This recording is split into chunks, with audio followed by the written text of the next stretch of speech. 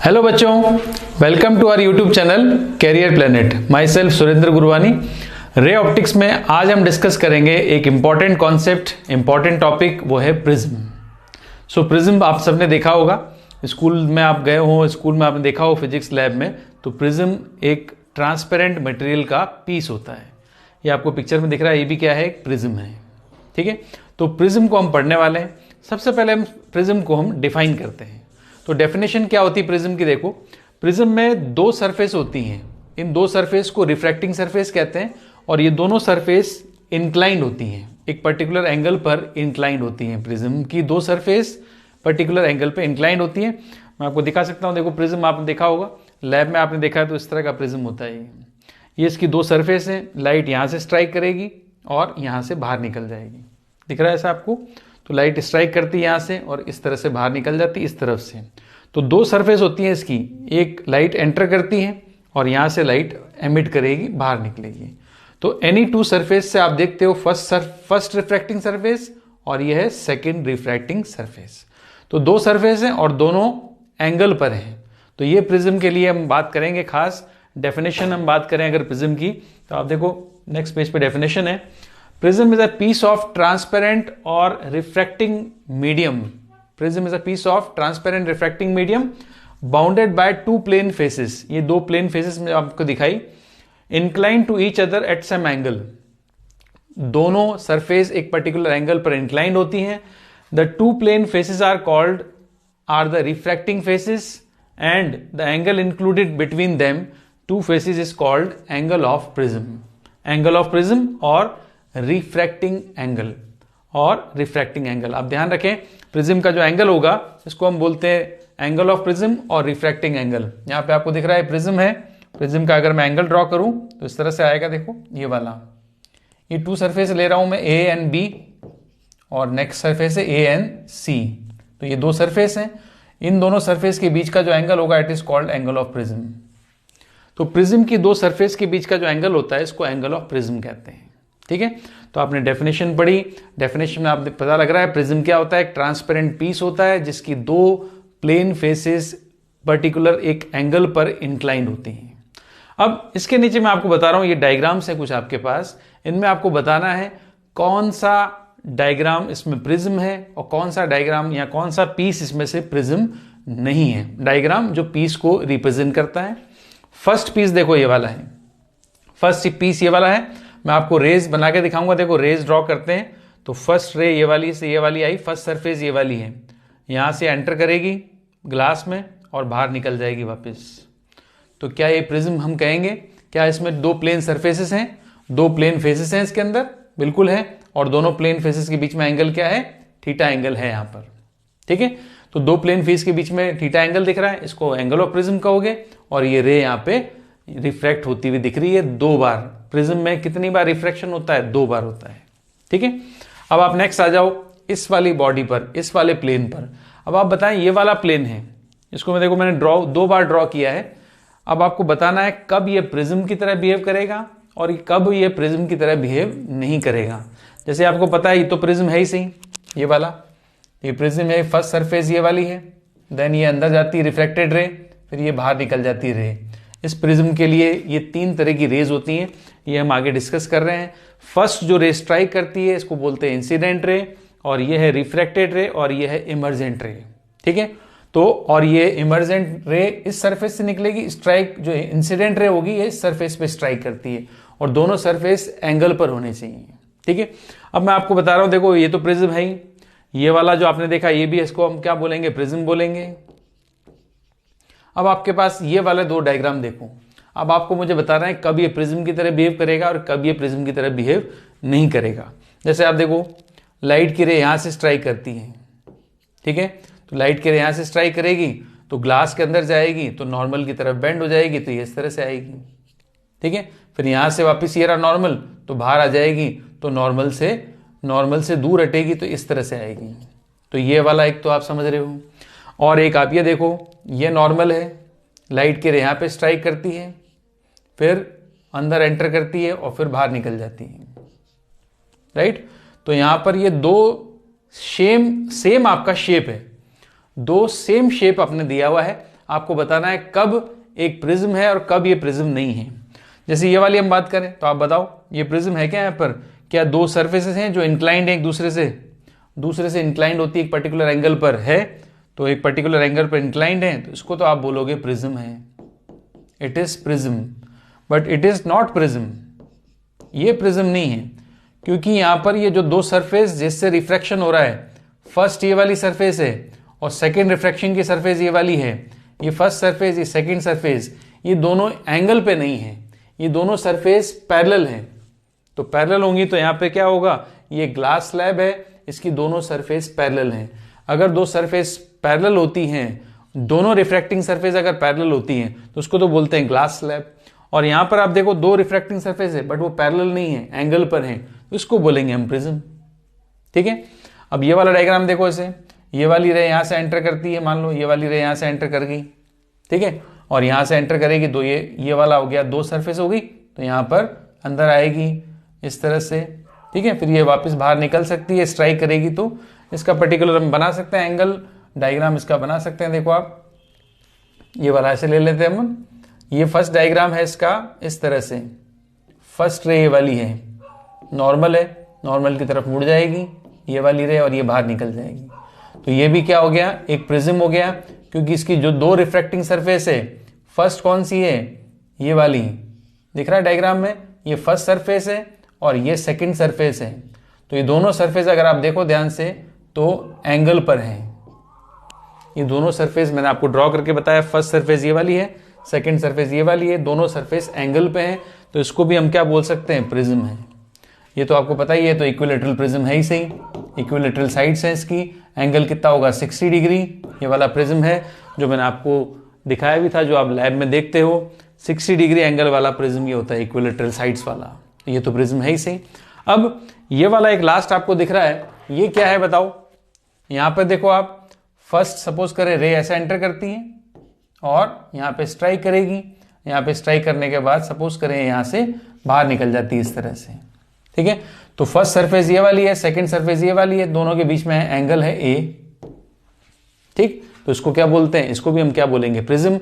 और ये right angled prism है, इसमें दो सरफेस के बीच में 90 डिग्री का एंगल है, तो राइट एंगल्ड प्रिज्म है। चाहे आप दोनों रेज का डायग्राम आप यहां नहीं बनाओगे तो आप राइट एंगल प्रिज्म के लिए यहां भी बना सकते हो, देखो इस तरह से, यहां से लाइट की रे एंटर करेगी, अंदर जाएगी, फिर ये बाहर निकल जाएगी, कहीं से बनाओ, दो सरफेस आप कोई भी लो, कोई भी दो सरफेस लेंगे, दो सरफेस के बीच में एंगल होना चाहिए, ये वाली सरफेस तो भी एंगल है, ये सरफेस लोगे और ये सरफेस लोगे तो भी आपका एंगल आ रहा है 90, ये वाला, ठीक है, तो 90 भी हो सकता है, जैसे आपने इसमें देखा, यहां भी क्या है 90 है, यहां भी क्या है 90 है, तो एंगल तो 90 भी हो सकता है। तो दो सरफेस इंक्लाइन होनी चाहिए, बस वो एंगल आपका, दोनों सरफेस आपकी पैरेलल नहीं होनी चाहिए और एंगल आपका 0 नहीं होना चाहिए, क्लियर।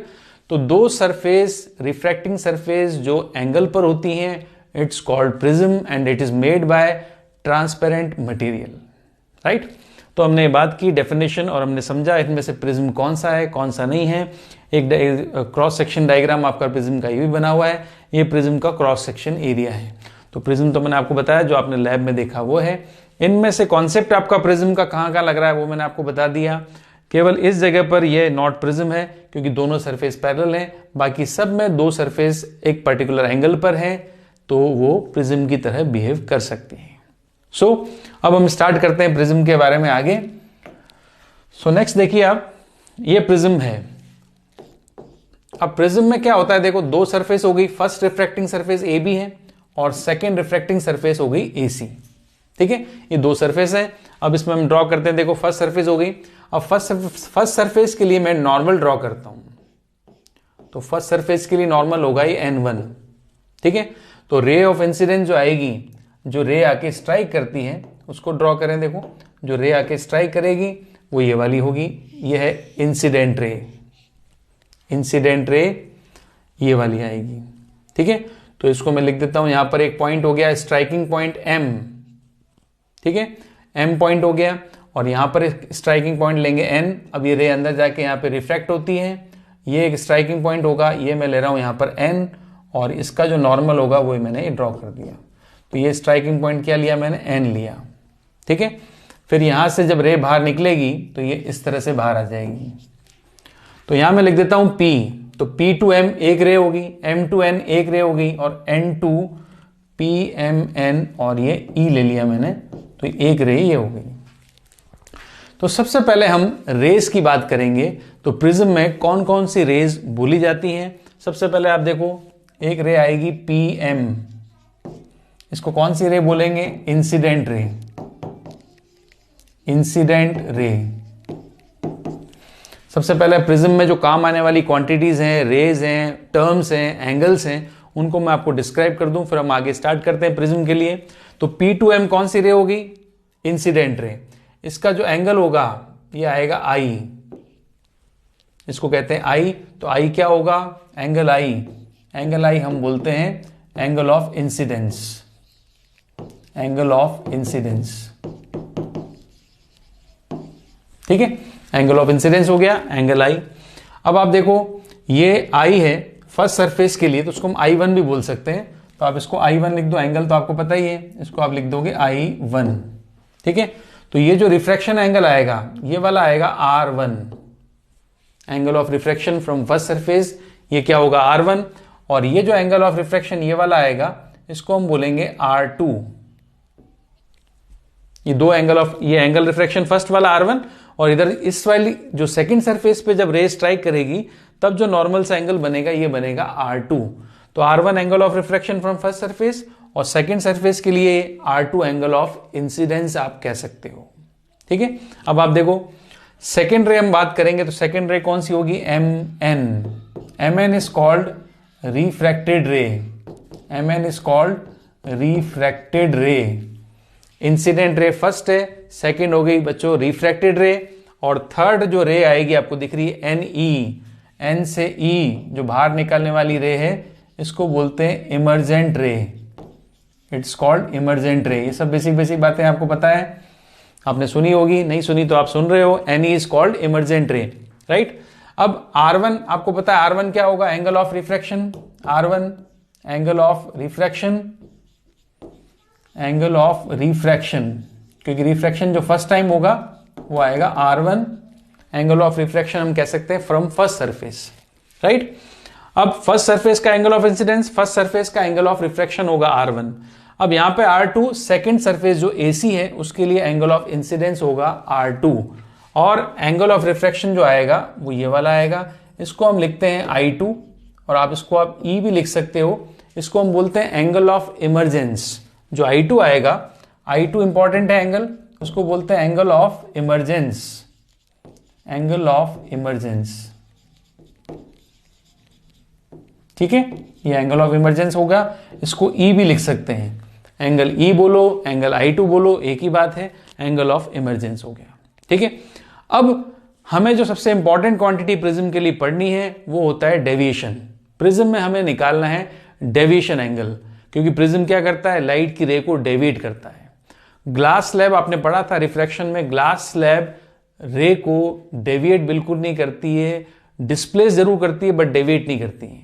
बट प्रिज्म आपको पता है, प्रिज्म मेनली रे को डेविएट करता है। तो डेविएशन होता है, डेविएशन मतलब अपने पाथ से कितना मुड़ना, अपने पाथ से कितना मुड़ जाना, वो डेविएशन होता है। तो आपको समझ में आएगा, देखो डेविएशन, अगर प्रिज्म नहीं होता तो ये जो रे है इसका पाथ ऑफ इंसिडेंस जो है, इंसिडेंट रे का पाथ ये वाला होता, ये अगर प्रिज्म नहीं होता तो रे ऐसे सीधी जा रही थी, तो प्रिज्म बीच में आ गया तो रे मुड़ गई, अपने पाथ से मुड़ जाती है। तो डायग्राम में आपको दिख रहा है, देखो ये पाथ से मुड़ गई इन क्लॉकवाइज डायरेक्शन, ये इसको बोलते हैं angle of deviation delta. Delta भी लिख सकते हैं, डी भी लिख सकते हैं, तो मैं लिख रहा हूं delta. Delta is called angle of deviation, angle of deviation, ठीक है। तो एंगल ऑफ डेविएशन जो मिला आपको, इसको आप देखोगे ध्यान से, तो ये रे है, इसको अगर मैं थोड़ा सा पीछे ड्रॉ करूं, इस वाली रे को, इमरजेंट रे को मैं पीछे ड्रॉ कर रहा हूं, तो यहां पे आके मिलती है। तो ये जो एंगल आएगा ये वाला, ये है आपका डेविएशन एंगल डेल्टा, यहां भी लिख सकते हैं डेल्टा, ठीक है। तो जाना था इस तरह से, मगर ये अपने पाथ से डेल्टा एंगल से मुड़ गई है और इस तरह से जा रही है, it's called angle of deviation. इसी को हमें पढ़ना है, इसी को हमें प्रिज्म के अंदर सबसे इंपॉर्टेंट क्वांटिटी है, तो इसी को हमें ध्यान से पढ़ना है, ठीक है। अब हमें देखें डेविएशन की बात करें आगे, तो एक रिफ्रैक्टिंग सरफेस जो नॉर्मली रिफ्रैक्टिंग सरफेस होती है उससे आपको पता है एंगल ऑफ डेविएशन कितना होता है। नॉर्मल जो रिफ्रैक्टिंग सरफेस है उसका एंगल ऑफ डेविएशन आपको पता है वो होता है आई माइनस आर। पता है सबको आई माइनस आर। मैं एक बार ड्रॉ कर देता हूं। देखो ये कोई रिफ्रैक्टिंग सरफेस ले लें हम, ये इंसिडेंट रे है, इंसिडेंट रे का एंगल क्या होगा आई, राइट। अब रे अपने पाथ पे नहीं जा रही है, अपने पाथ से क्या हो रही है, मुड़ जाती है, अपने पाथ से मुड़ जाती है। ये रे है, ये इंसिडेंट रे है और ये रिफ्रैक्टेड रे है, ठीक है। तो ये एंगल आएगा आर, तो अपने पाथ से कितना मुड़ गई इस डायरेक्शन में, वो है डेल्टा। तो ये वाला टोटल एंगल आई होता है, तो ये भी पूरा एंगल क्या होगा आई। तो आई में से हमें क्या माइनस करना है आर, तो डेल्टा की वैल्यू आती है आई माइनस आर। ये हम लास्ट क्लास में भी पढ़ चुके हैं, मैंने आपको फिर से बता दिया। तो डेल्टा की वैल्यू क्या होती है आई माइनस आर, ठीक है। अब आप देखो इस डायग्राम में 2 बार रिफ्रैक्शन होगा, और 2 बार रिफ्रैक्शन मतलब 2 बार डेविएशन होगा। तो आप इस डायग्राम में 2 बार डेविएशन को समझे। 2 बार डेविएशन फर्स्ट कहां से होगा, फर्स्ट टाइम डेविएशन होता है, ये इंसिडेंट रे का पाथ है, फर्स्ट टाइम रिफ्रैक्शन यहां हुआ, ये रहा, ये फर्स्ट टाइम रिफ्रैक्शन है, तो फर्स्ट टाइम डेविएशन यहां होगा। और सेकेंड टाइम डेविएशन होगा इस पाथ से। अगर ये रे सेकेंड बार रिफ्रैक्ट नहीं होती तो ऐसे जाती, ये पाथ था, ठीक है। तो सेकेंड टाइम रिफ्रैक्शन हो रहा है ये वाला, सेकेंड टाइम सॉरी डेविएशन होता है ये वाला, ये है डेल्टा 2, और ये वाला जो डेविएशन है ये है डेल्टा 1, ठीक है। थोड़ा सा क्लियर है। मैं आपको फिर से एक डायग्राम में और बता दूं। देखो ये डायग्राम देखो, अब ये डायग्राम देखना ध्यान से। फर्स्ट टाइम डेविएशन कहां से होगा, ये तो है पाथ ऑफ इंसिडेंट रे का, ये है पाथ ऑफ इंसिडेंट रे।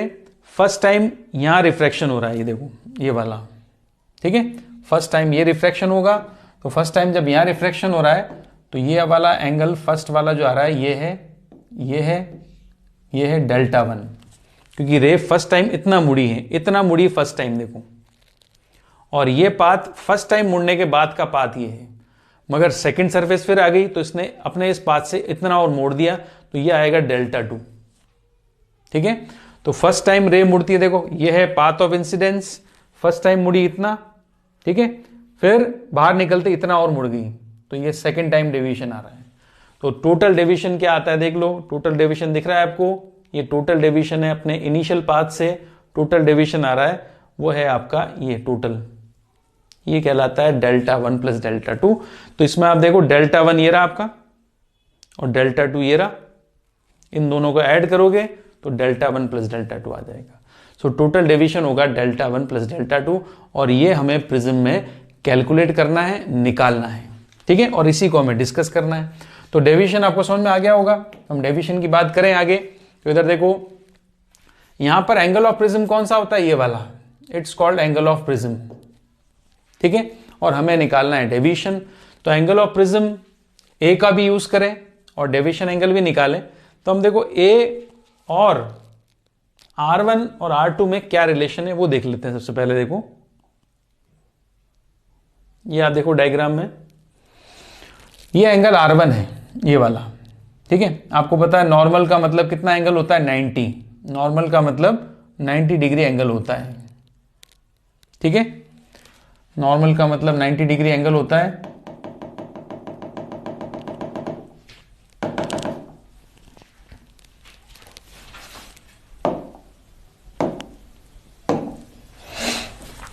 ठीक है। अब देखो इधर यहां पर आप देखोगे तो ये एंगल मतलब कितना है 90 है।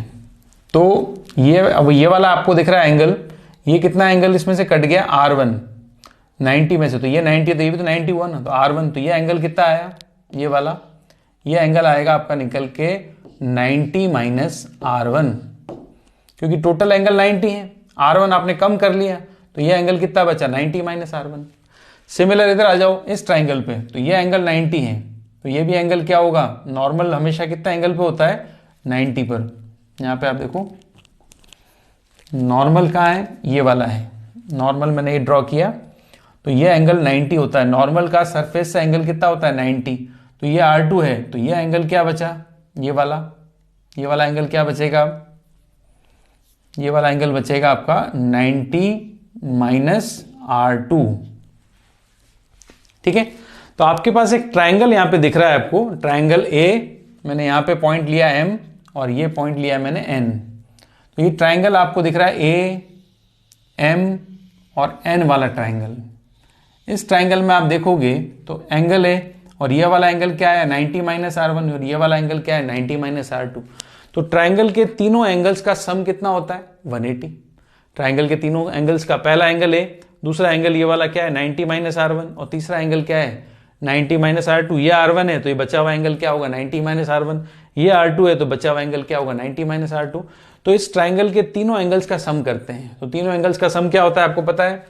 ट्राइंगल कौन सा लेंगे, in triangle A M N, A M और एन, ये ट्राइंगल लिया तो तीनों एंगल्स लें। ए ले लें पहला एंगल, प्लस दूसरा एंगल होगा 90 माइनस R1, तीसरा एंगल होगा 90 माइनस R2।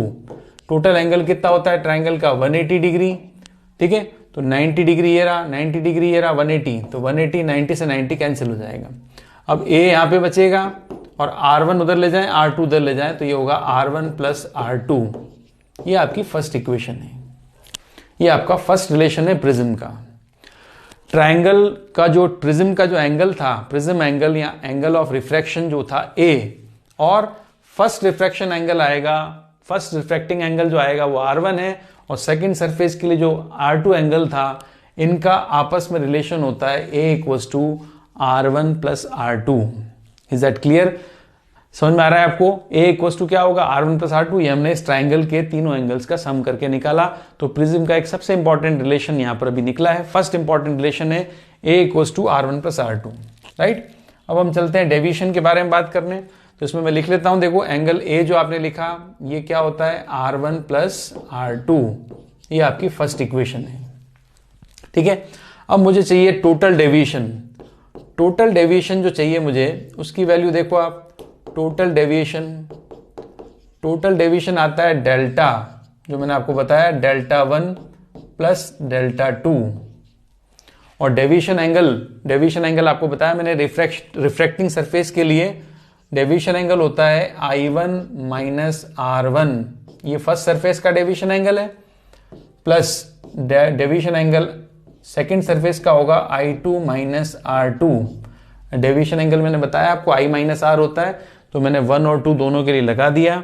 अब डेल्टा की वैल्यू देखो क्या आएगी, डेल्टा की वैल्यू आ गई I1 I2 ऐड कर देता हूं, I1 प्लस I2, और R1 माइनस है, माइनस ही R2 है, तो माइनस का हो जाएगा R1 प्लस R2। और R1 प्लस R2 क्या होता है A, तो मैं लिख सकता हूं यहां पे angle of deviation equals to क्या होगा, angle of deviation equals to होगा I1 plus I2 minus A। ठीक है, angle of deviation delta equals to क्या होगा I1 plus I2 minus A। तो ये आपकी आएगी सेकेंड इक्वेशन। क्लियर।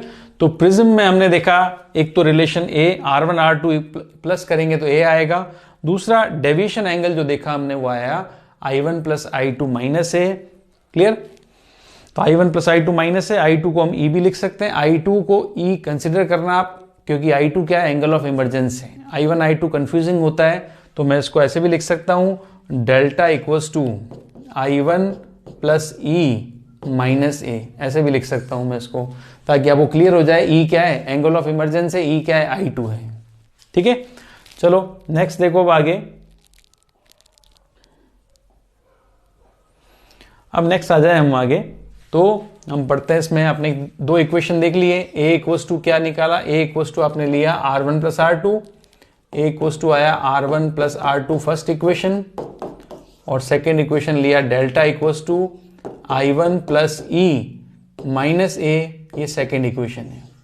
अब एक कंक्लूजन देखो यहाँ पर, डेल्टा डेविएशन एंगल है, A मैंने इधर आके ऐड कर दिया, तो इक्वल्स टू क्या हो जाएगा I1 प्लस E, ये थर्ड इक्वेशन बन जाएगी। तो इसको पढ़े अगर हम ध्यान से, तो क्या दिख रहा है हमें, कौन से दो एंगल्स ऐड किए यहाँ पे हम दो एंगल्स ऐड कर रहे हैं, डेल्टा प्लस है। डेल्टा क्या होता है एंगल ऑफ डेविएशन, A क्या है एंगल ऑफ प्रिज्म।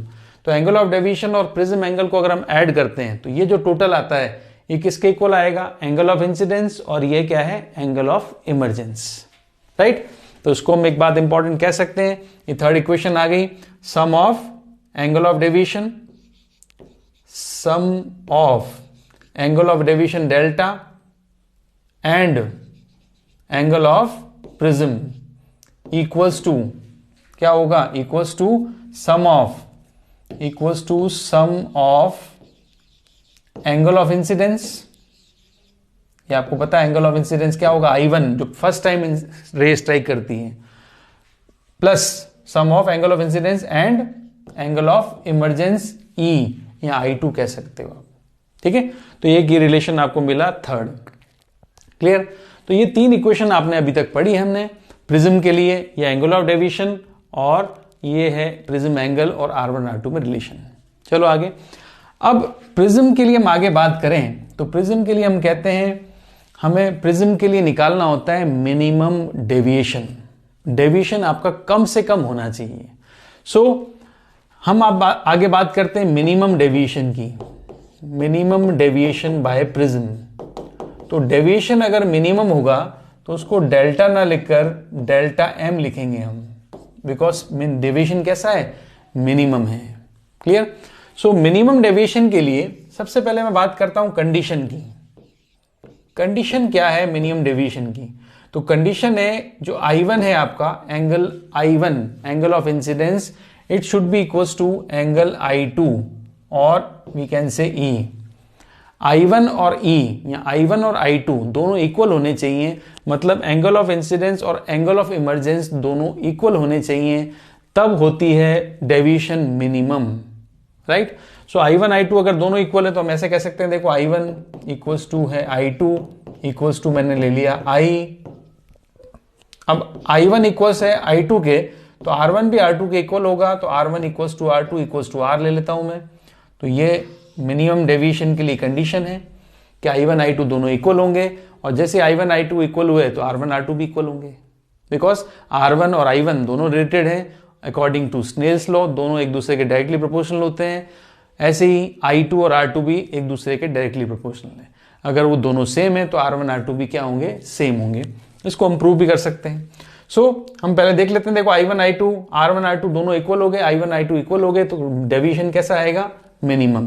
अब हमारे पास जो डेविएशन का फॉर्मूला था, डेविएशन का फॉर्मूला था I1 plus I2 minus A। तो डेविएशन कैसा हो गया, मिनिमम, डेल्टा एम। अब एंगल ऑफ इंसिडेंस क्या लिखेंगे, I। एंगल ऑफ इमरजेंस भी क्या लिखोगे, I माइनस A। तो यहां से आप देखो तो I की वैल्यू निकालेंगे तो delta M plus A equals to क्या आ जाएगा, 2I। तो यहां से हम I निकालें अगर, तो I की वैल्यू क्या आ जाएगी, I की वैल्यू आ जाएगी डेल्टा एम प्लस A। बोलो डेल्टा एम प्लस A, ये 2I की वैल्यू है तो 2 डिवाइड कर देंगे तो I की वैल्यू आ जाएगी, तो I की वैल्यू क्या हो जाएगी, delta M plus A by 2। ये हो गया angle of incidence, delta M plus A by 2। Right. अब इसी कंडीशन को हम इस तरह से लगा सकते हैं, बिकॉज आपको पता है R1 प्लस R2 क्या होता है, A होता है। तो आपको पता है A इक्वल्स टू R1 भी R है, R2 भी R है, तो A इक्वल्स टू क्या हो गया, 2R। तो R इक्वल्स टू क्या आ जाएगा, A बाई 2। तो R इक्वल्स टू क्या आ गया, A बाई 2। तो यहां लिख देंगे R इक्वल्स टू क्या होगा, A बाई 2। ठीक है। तो आपके पास I आ गया, आपके पास R आ गया। अब I और R आपको मिल जाता है, तो अब बिकॉज आपको पता है प्रिज्म में लाइट का, रे का रिफ्रैक्शन होता है, तो हम यूज करेंगे यहाँ पे स्नेल्स लॉ। तो स्नेल्स लॉ आपको मैंने अप्लाई करना बताया था। स्नेल्स लॉ कैसे लगाते हैं, Snell's law μ1 sin I equals to μ2 sin R, μ1 sin I equals to μ2 sin R। अब रिफ्रैक्टिव इंडेक्सेस की अगर बात करें तो प्रिज्म एक ट्रांसपेरेंट मटेरियल का पीस है जो कहां रखा हुआ है, आसपास क्या है, एयर है। तो फर्स्ट मीडियम तो एयर होगी, तो इसका रिफ्रैक्टिव इंडेक्स तो 1 होगा, तो 1 इंटू साइन आई। फर्स्ट मीडियम क्या है, 1 है। ठीक है। और सेकेंड मीडियम जो है वो है प्रिज्म। अब प्रिज्म का रिफ्रैक्टिव इंडेक्स म्यू सपोज कर लेते हैं, हो सकता है प्रिज्म ग्लास का हो सकता है किसी प्रिज्म किसी भी ट्रांसपेरेंट मीडियम का हो। रिफ्रैक्टिव इंडेक्स आपको दिया होगा √2, √3, 1.5 वॉट एवर। तो म्यू गिवन होगा, तो μ2 मतलब प्रिज्म का रिफ्रैक्टिव इंडेक्स क्या है, म्यू है, और प्रिज्म के अंदर ही एंगल होता है R। ठीक है।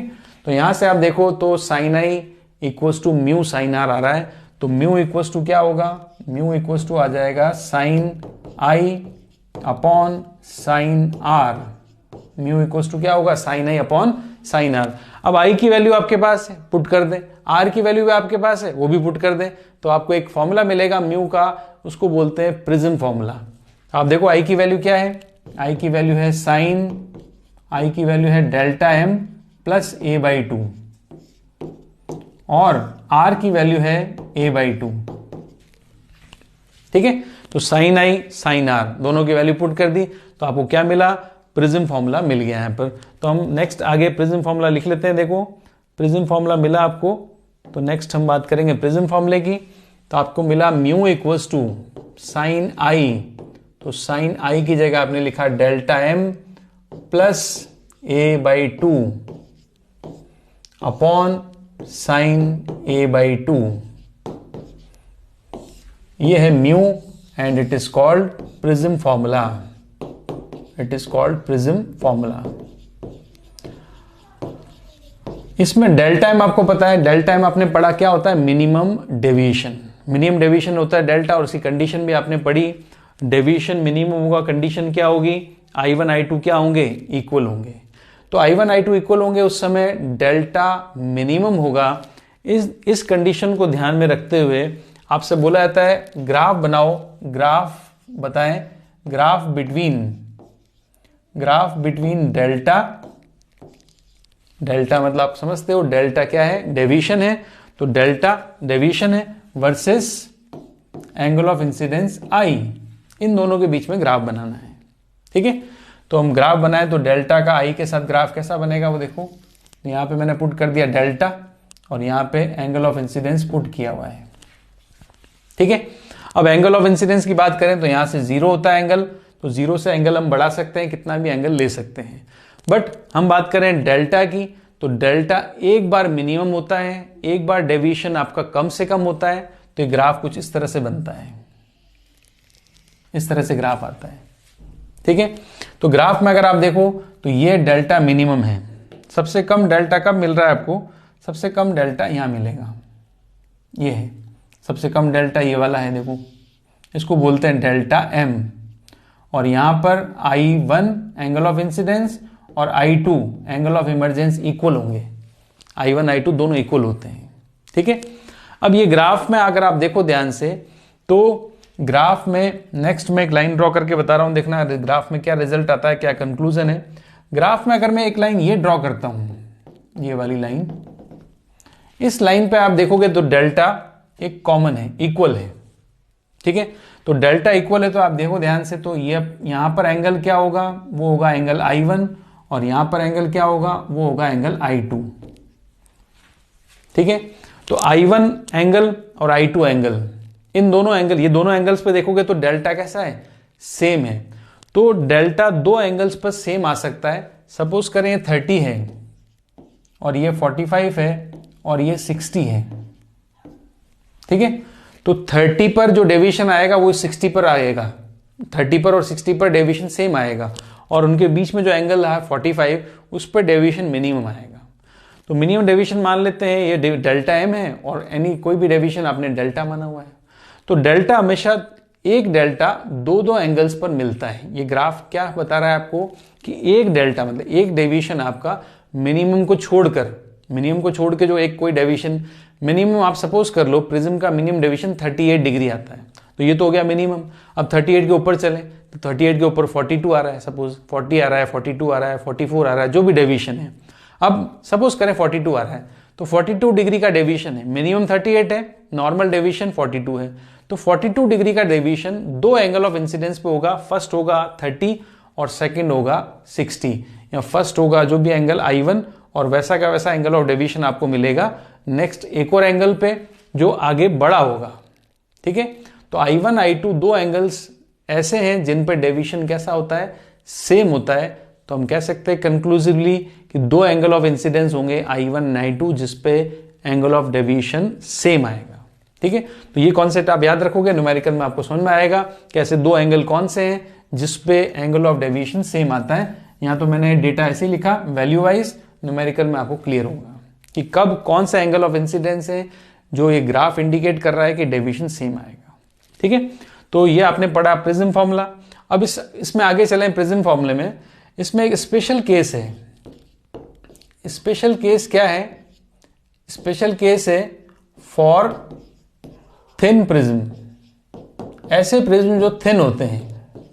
अब थिन प्रिज्म का मतलब है कि प्रिज्म का जो एंगल होगा, जो प्रिज्म एंगल होता है ए, वो आपका less than equal to 10 degree हो। ऐसे प्रिज्म, बिल्कुल पतले पतले प्रिज्म, 3 डिग्री 5 डिग्री 7 डिग्री तक के प्रिज्म हैं, जिनके बीच सरफेसेस के बीच का एंगल क्या है, 7 डिग्री है, 8 डिग्री है, मैक्सिमम 10 डिग्री होता है, तो उसको थिन प्रिज्म कहते हैं।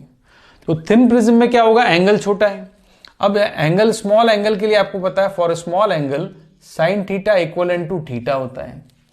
For small angle sine theta, cos theta, tan theta, इनकी जगह केवल थीटा लिखना होता है आपको, ओनली थीटा लिख देंगे। तो साइन थीटा की जगह थीटा लिखूं मैं, तो यहां पर आप देखो फॉर्मूला क्या है, म्यू, म्यू इक्वल्स टू लिखा हुआ है साइन, और ये एंगल है, तो साइन तो हट जाएगा, सीधा एंगल पुट करना है, तो हमने क्या पुट किया, डेल्टा एम प्लस ए अपॉन 2, और यहां से भी साइन हट जाएगा, तो नीचे भी आपका एंगल आ जाएगा, वो क्या है, ए अपॉन 2। अब 2 से 2 काट दें, ए मल्टीप्लाई कर दें इधर, तो ये हो जाएगा म्यू ए, और राइट साइड में बचेगा डेल्टा एम प्लस ए।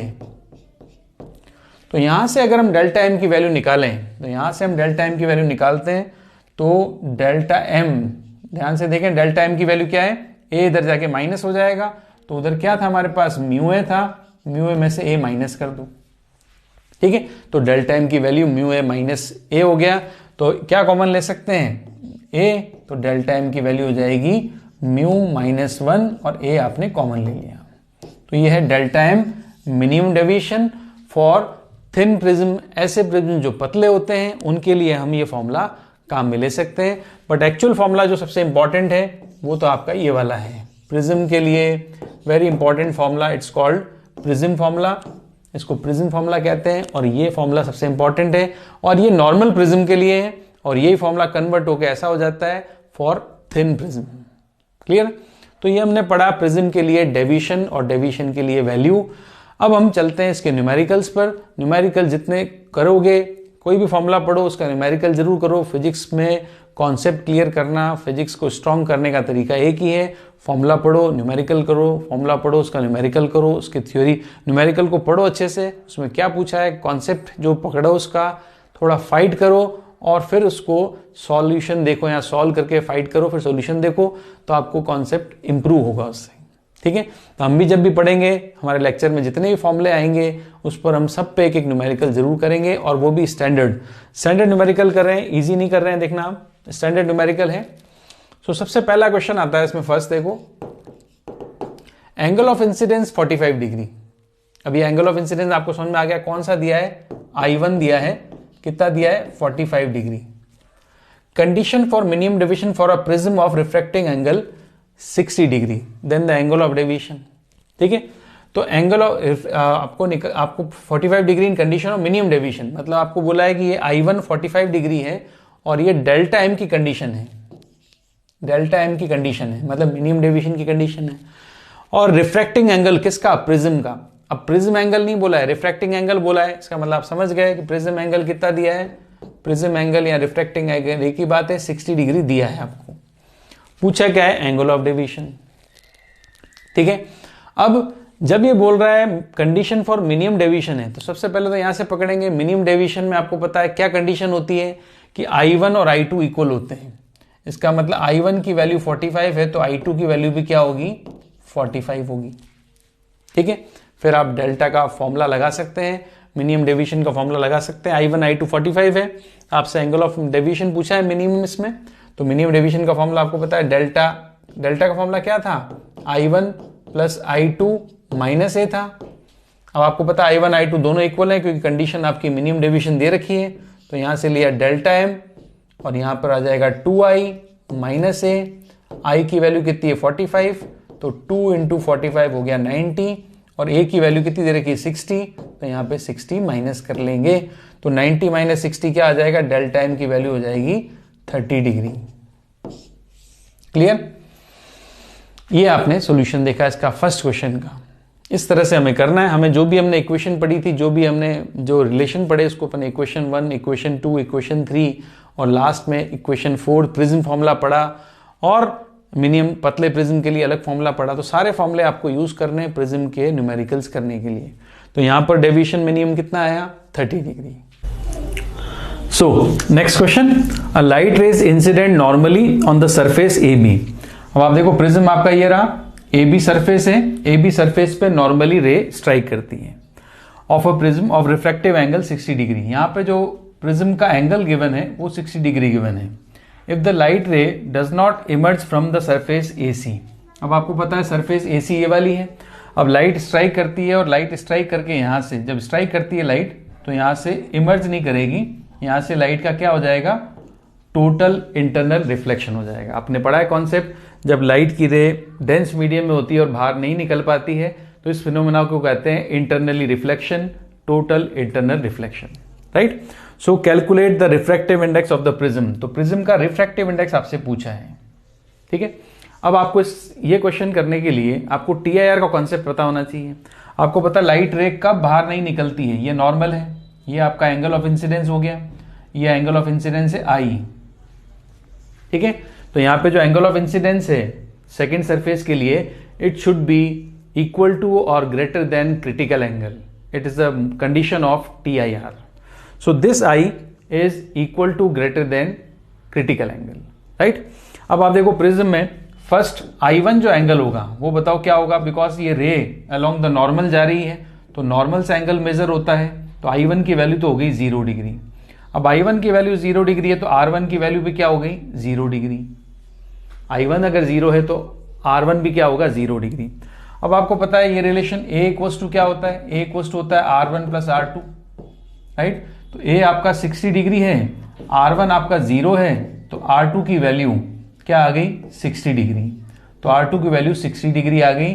और आपको पता है R2 is a incidence angle of second surface. ये जो मैंने यहाँ पे एंगल ऑफ इंसिडेंस लिखा ये आपको पता है ये एंगल ऑफ इंसिडेंस क्या है, इसको आप लिखोगे ये R2 होता है, इट इज R2।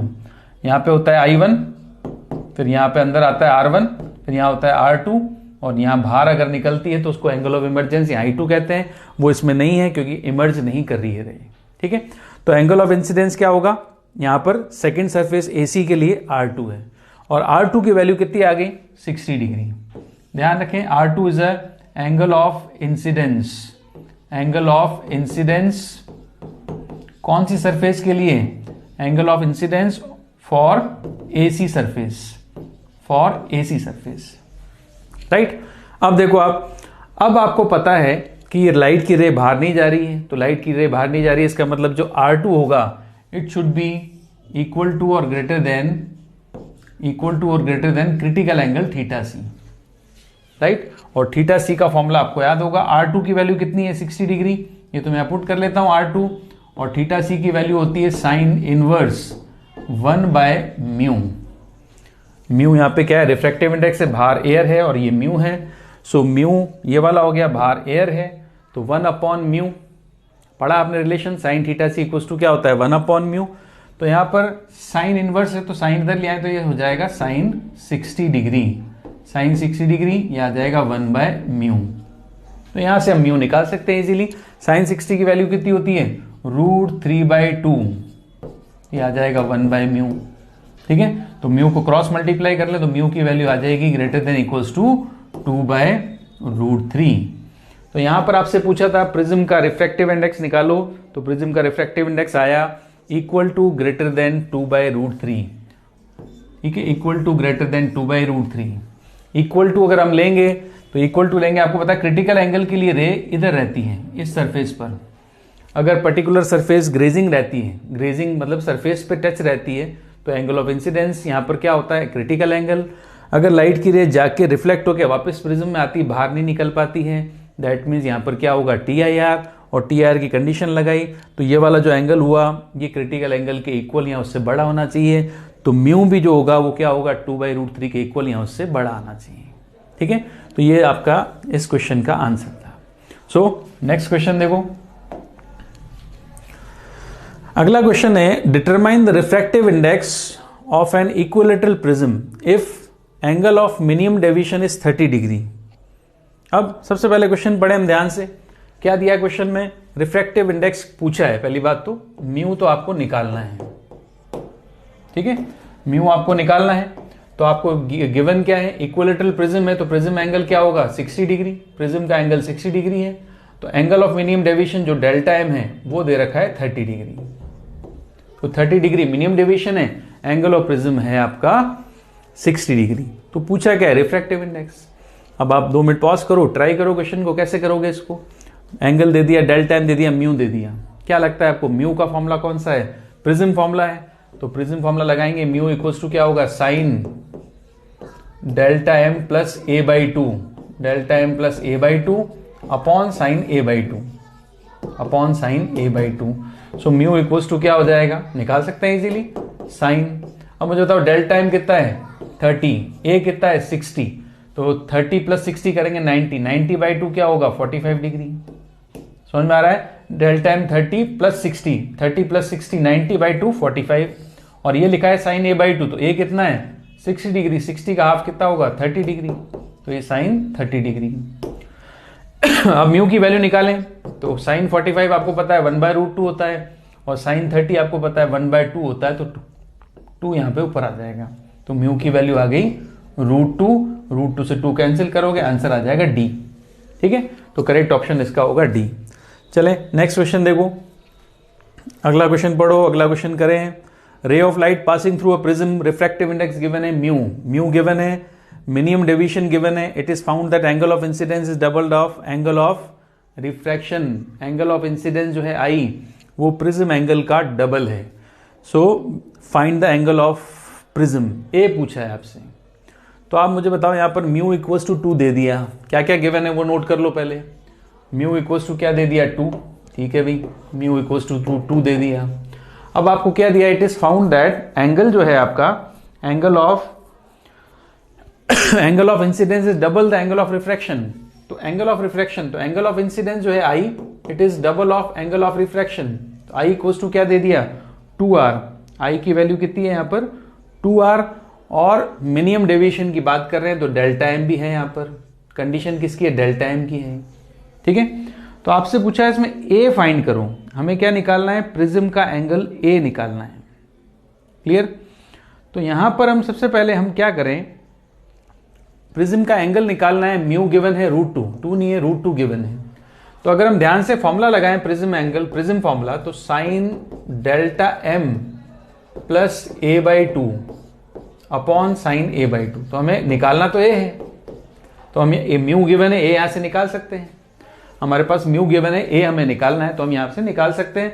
बट हमें क्या करना होगा, हमें यहाँ पे डेल्टा एम निकालना पड़ेगा, क्योंकि डेल्टा एम दिया हुआ नहीं है। अगर हमें डेल्टा एम मिल जाए, म्यू हमें दिया हुआ है, तो ए निकाल सकते हैं। डेल्टा एम के लिए आई की वैल्यू गिवन है 2r, आई की वैल्यू कितनी है 2r, आई आपको गिवन है 2r, तो डेल्टा एम निकाल सकते हैं हम। आपको पता है डेल्टा एम की वैल्यू क्या लिखी थी हमने, डेल्टा एम है तो हमने लिखा था I1 प्लस I2 माइनस ए। अब आपको पता है I1 I2 सेम होते हैं फॉर मिनिमम डेविएशन, ये ध्यान रखें, जब भी डेल्टा एम जब भी दे दिया सफर मिनिमम डेविएशन, इसका मतलब I1 I2 इक्वल होंगे, angle of incidence angle of emergence equal होगा। तो मैं लिख दूंगा यहाँ पे डेल्टा एम इक्वल्स टू क्या होगा, I प्लस आई, दोनों सेम है ना, तो मैं क्या लिखूंगा I प्लस आई माइनस ए। तो क्या हो जाएगा, डेल्टा एम की वैल्यू हो जाएगी 2i माइनस ए, 2i माइनस ए। अब I की वैल्यू आपको पता है, I की वैल्यू कितनी है 2r, तो I की वैल्यू मैं 2r रख सकता हूं यहाँ पर। तो I की वैल्यू 2r और A की वैल्यू क्या है आपके पास, आपको पता है A प्रिज्म एंगल के लिए A इक्वल्स टू क्या होगा R1 प्लस R2 होता है, और I1 I2 सेम है तो R1 R2 भी सेम होते हैं। मिनिमम डेविएशन के लिए A इक्वल्स टू 2r होता है, ये रिलेशन आपको पता होना चाहिए फॉर मिनिमम डेविएशन। तो आप A की वैल्यू 2r, I की वैल्यू पुट करें, I की वैल्यू कितनी है, I की वैल्यू 2r है, रख दो यहाँ पर, 2r इंटू 2 कितना हो जाएगा 4r, और A की वैल्यू कितनी है 2r है, तो ये 2r पुट कर दिया। तो डेल्टा एम की वैल्यू क्या आ गई, डेल्टा एम की वैल्यू आ गई 2r, ठीक है। तो डेल्टा एम की वैल्यू 2r आ गई, क्लियर। तो डेल्टा एम 2r है, अब हम क्या करें, इसको यहां पर पुट कर सकते हैं, ठीक है। तो डेल्टा एम 2r है, म्यू की वैल्यू हम निकाल सकते हैं। हमें निकालनी किसकी वैल्यू है, अगर हम r निकाल लें तो हम यहां से A की वैल्यू इजीली निकाल सकते हैं। म्यू हमें दिया हुआ है, और अगर हम r निकाल लेते हैं तो हम यहाँ पर आर निकालने तो हम यहाँ पर निकाल सकते हैं, आर निकालने तो हम ए डायरेक्ट निकाल सकते हैं या डायरेक्ट ए निकालने की कोशिश करें। तो डेल्टा एम की वैल्यू हमारे पास कितनी आई 2r, और 2r की वैल्यू क्या होती है, ए होती है ना। हम डेल्टा एम की जगह ए भी तो लिख सकते हैं ना। चलो, तो डेल्टा एम 2r हो गया, 2r की वैल्यू ए हो गई। अब हम लगा रहे हैं इसमें प्रिज्म फॉर्मूला। प्रिज्म फॉर्मूला क्या होता है, म्यू इक्वल्स टू, लिखा हमने प्रिज्म फॉर्मूला, ये रहा प्रिज्म फॉर्मूला लगा सकते हैं। तो mu equals to sine delta M, delta M कितना आया, ए आया। प्रिज्म फॉर्मूला सबको पता है, ये रहा, डेल्टा एम की वैल्यू कितनी है, ए, तो ए प्लस ए बाई टू, मतलब 2a/2 क्या हो जाएगा, ए हो जाएगा। और नीचे क्या लिखा हुआ है, साइन a/2, नीचे क्या लिखा हुआ है, साइन a/2। तो ऊपर तो आ गया साइन ए, और नीचे क्या लिखा हुआ है, साइन a/2। ऊपर लिखा हुआ है साइन ए, नीचे लिखा हुआ है साइन a/2। अब यहां हमें इसको सॉल्व करना पड़ेगा, तब जाके हम इसको ए को हम कैलकुलेट कर सकते हैं। तो मैं इस रिलेशन को नेक्स्ट पेज पे ले रहा हूं। म्यू क्या है, साइन ए अपॉन साइन a/2 के इक्वल है। तो म्यू की वैल्यू अगर साइन ए अपॉन साइन a/2 के इक्वल है, तो आप देखो म्यू इक्वल्स टू साइन ए, और नीचे लिखा हुआ है साइन a/2। अब यहाँ पे थोड़ी सी ट्रिग्नोमेट्री आपको लगानी पड़ेगी, क्योंकि आपको पता है साइन, ये ध्यान रखना, साइन 2 थीटा इक्वल्स टू होता है 2 साइन थीटा कॉस थीटा। ये डबल एंगल का फॉर्मूला है 2 थीटा का। अगर इसको मैं सिंगल एंगल में कन्वर्ट करूं, तो मैं अगर यहाँ साइन थीटा लिखता हूं तो 2 की जगह 2 आएगा। तो यहाँ पर जहाँ 2 थीटा था तब तो यहाँ थीटा आता है, अगर यहाँ थीटा लिखा तो यहाँ पे उसका आधा आता है, मतलब θ/2 आ जाएगा। ठीक है, ये फॉर्मूला लिख सकते हैं हम। तो साइन थीटा की वैल्यू क्या होगी, 2 साइन θ/2 कॉस θ/2। ऐसे साइन ए की वैल्यू क्या हो जाएगी, साइन ए की वैल्यू हो जाएगी 2 ए की जगह theta sine 2 sine a/2 cos a/2 upon नीचे लिखा हुआ है साइन a/2। तो यहां से साइन a/2 कट गया, और ये म्यू गिवन है आपको √2, और ये वाला 2 था, डिवाइड कर दो, इक्वल्स टू क्या आ जाएगा, कॉस a/2। अब √2 से 2 कैंसिल होगा तो √2 बचेगा। 1/√2 किसकी वैल्यू होती है कॉस में, कॉस 45 डिग्री, इक्वल्स टू आ गया कॉस a/2। तो यहां से 45 डिग्री की वैल्यू किसके इक्वल आ गई, a/2 के। तो a की वैल्यू क्या आ गई, a की वैल्यू आ गई 90 degree.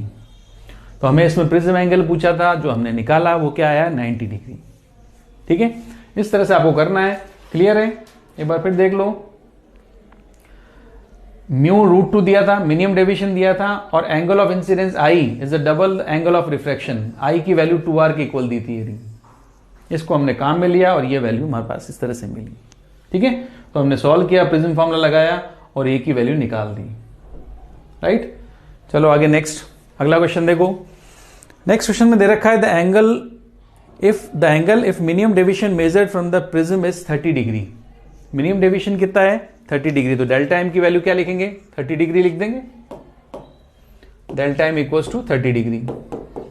And the angle of prism A दे दिया है इसमें कितना, 60 डिग्री।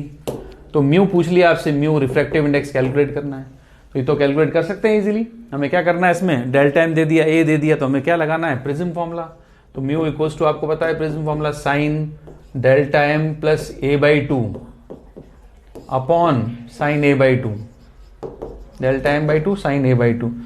तो म्यू तो पूछा था आपसे, डेल्टा एम कितना है 60, 60 प्लस 30 कितना होगा 90, तो 90/2 ये कितना आ गया 45, और a की वैल्यू कितनी है 60, तो 60/2 कितना होगा 30 डिग्री। तो यहां से हमें म्यू निकालना है, निकाल सकते हैं। तो म्यू इक्वल्स टू साइन 45 कितना होता है 1/√2, साइन 30 कितना होता है 1/2। तो यहां से कैंसिल करोगे, √2 से ये कैंसिल होगा √2, तो म्यू की वैल्यू आ गई √2। तो करेक्ट ऑप्शन होगा इसका √2a। Clear. Now last question देखो। अ रे at 15 degree on one refracting surface of a prism angle 60 degree suffers a deviation of 55 degree. What is the angle of emergence? अब आपसे पूछा है इसमें क्या निकालना है, I2 निकालने को बोला है इसने। I2 कह लो या E कह लो, E निकालने को बोला है या I2 निकालने को बोला है। अब angle of emergence, minimum deviation, prism angle, इसके लिए हमने रिलेशन पढ़ा था। देखो डेल्टा इक्वल्स टू पढ़ा था आपने I1 प्लस I2 माइनस ए। यहाँ हमने लिखा था डेल्टा डेविएशन होता है प्लस ए इक्वल्स टू क्या होता है, I1 प्लस I2 होता है। तो ray of incidence at 15 degree, तो एंगल ऑफ इंसिडेंस कितना है 15 डिग्री, तो I1 की वैल्यू तो आ गई 15 डिग्री। प्रिज्म एंगल कितना है 60 डिग्री, तो प्रिज्म एंगल कितना हो गया 60 डिग्री, ए की वैल्यू 60 डिग्री, I1 की वैल्यू 15 डिग्री, और suffers a deviation of how much angle 55 degree, plus I2 आ गया है। तो 60 प्लस 55 ये कितना होगा 115 degree equal to 15 degree plus I2। तो 15 डिग्री माइनस करेंगे इधर आके, तो यहाँ पे बचेगा 100 डिग्री।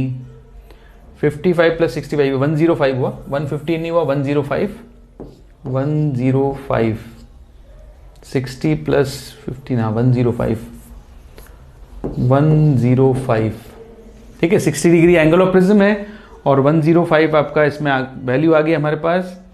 तो हमें निकालना है इसमें I2, और A की वैल्यू कितनी है 60 डिग्री, A की value prism angle 60 degree suffers a deviation of 55 degree, what is the angle of emergence, ठीक है। तो यहाँ पर A की वैल्यू जो है वो आपको 60 डिग्री नहीं दे रखी, A की वैल्यू आपको दे रखी 30 डिग्री, ये A 30 डिग्री दे रखा है, प्रिज्म एंगल कितना है 30 डिग्री है, तो यहाँ पर ये A जो आएगा 30 डिग्री आएगा, ठीक है।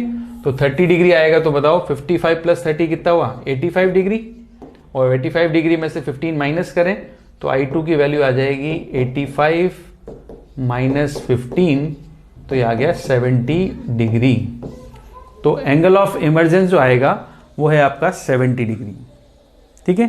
तो 70 डिग्री, तो इसका आंसर क्या होगा नन ऑफ दिस। I2 की वैल्यू क्या आएगी 70 डिग्री, तो एंगल ऑफ इमरजेंस जो हमारे पास आया वो 70 डिग्री आएगा, 70 डिग्री। वो इसमें ऑप्शन नहीं है, तो करेक्ट ऑप्शन क्या होगा इसका नन ऑफ दिस, आंसर होगा 70 डिग्री। क्लियर। तो ये था हमारा प्रिज्म का फर्स्ट लेक्चर, फर्स्ट पार्ट, जिसमें हमने पढ़ा प्रिज्म का डेविएशन, मिनिमम डेविएशन के बारे में। अब हम इसमें आगे प्रिज्म की और कंडीशंस पढ़ेंगे। प्रिज्म में लाइट का डिस्पर्जन भी होता है, उसकी पावर भी होती है। तो प्रिज्म के और फिनोमेना के साथ हम मिलते हैं नेक्स्ट लेक्चर में। Till then good bye.